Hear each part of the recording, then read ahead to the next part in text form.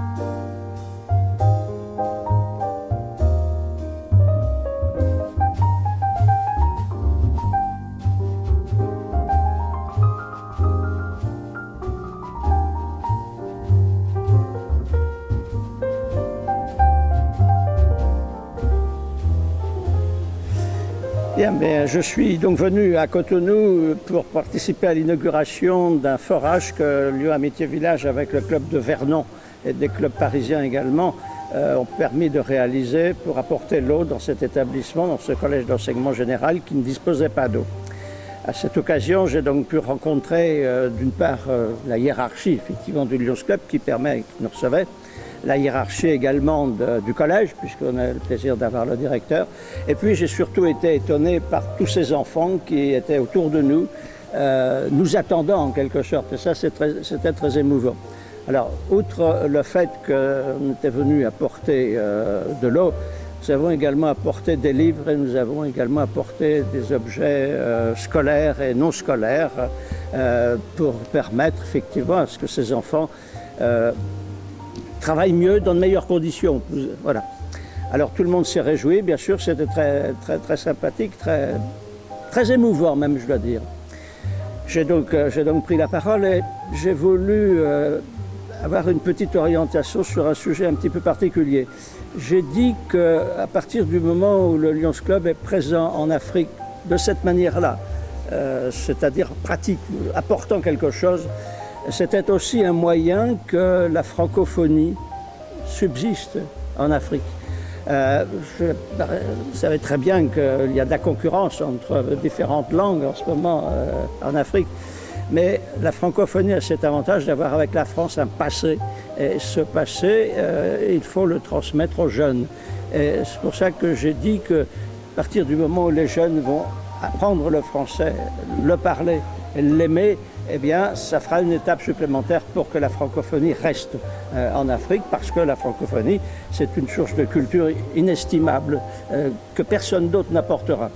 Alors voilà, j'avais terminé mon message comme ça, et donc après cette matinée qu'on a passée dans ce collège, eh bien, on a été visiter d'autres collèges, on a fait d'autres expériences, et avec un accueil tout à fait extraordinaire et vous tous qui nous avez reçus dans d'excellentes conditions, parce que c'est vrai que l'accueil a été absolument extraordinaire, ça c'est certain. Et moi je vais partir avec ce regard des enfants,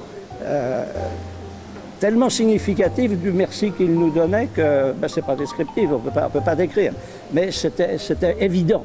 C'était évident. Et ça, j'en garde vraiment un très beau souvenir.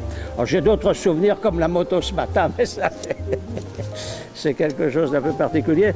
Mais si j'en parle, c'est parce que bon, ma femme n'est pas venue avec moi, et si elle avait vu ça, elle serait tombée folle, parce que j'ai vu sur une moto une famille entière, c'est-à-dire le père, la mère et 4 enfants, 2 devant et 2 derrière. C'était absolument extraordinaire. Je pense que quand je vais lui raconter ça, elle va me dire mais ils sont pas bien. Et en fait, finalement, la conclusion qu'on peut en tirer, c'est que vivre dans ces conditions-là est certainement très difficile.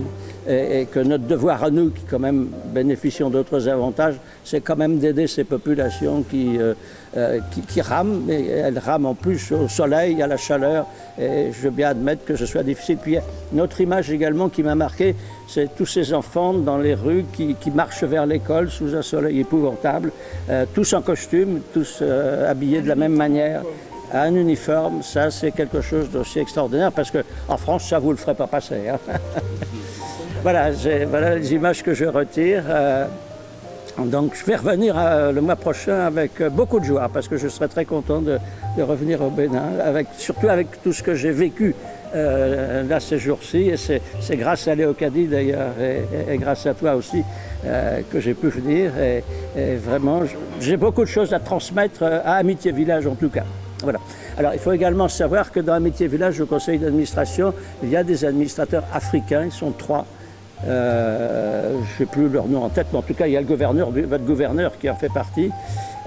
Donc on va voir comment ça va s'organiser. C'est la première année où on a des administrateurs en fonction. Ils étaient sur le papier, mais ils n'étaient pas en fonction. Là, ils sont en fonction. Leur mandat va se terminer là au 30 juin avec la fin de la convention. Il y en aura 3 autres qui vont...